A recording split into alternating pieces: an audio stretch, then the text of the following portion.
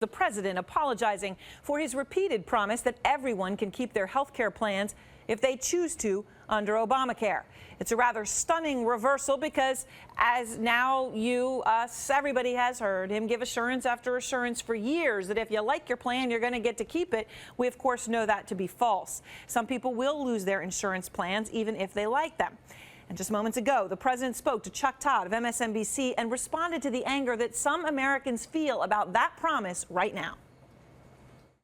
I regret very much that what we intended to do, which is to make sure that everybody is moving into better plans because they want them as opposed to because they're forced into it, that we weren't as clear as we needed to be in terms of the changes that were taking place. And I want to do everything we can to make sure that people are finding themselves in a good position, a better position than they were before this law happened. And I am sorry that they are finding themselves in this situation based on assurances they got from me. We've got to work hard to make sure that they know we hear them and that we're going to do everything we can to deal with folks who find themselves in a tough position as a consequence of this. All right, John King, John Avlon, and Gloria Borger are here. John Avlon, you're sitting next to me, so let me start with you. You heard the words there, I am sorry.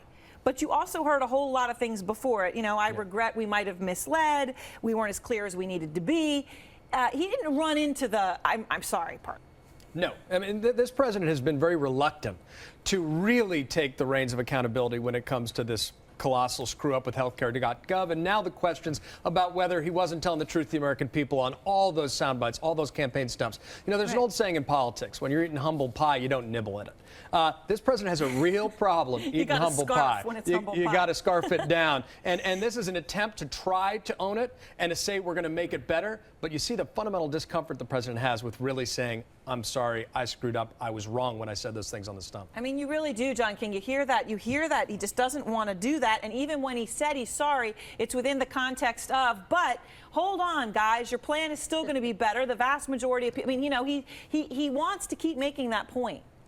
Was it Ronald Reagan who said facts are stubborn things? I think the timeline here, Aaron, is very, very important. The administration, the Department of Health and Human Services, his administration knew in the summer of 2010 that as many of 2/3 of the people in that individual marketplace, people who buy insurance, would be impacted, that their plans might change. As many as 2/3 of them in July of 2010, and the president went through an entire re-election campaign 2 years later.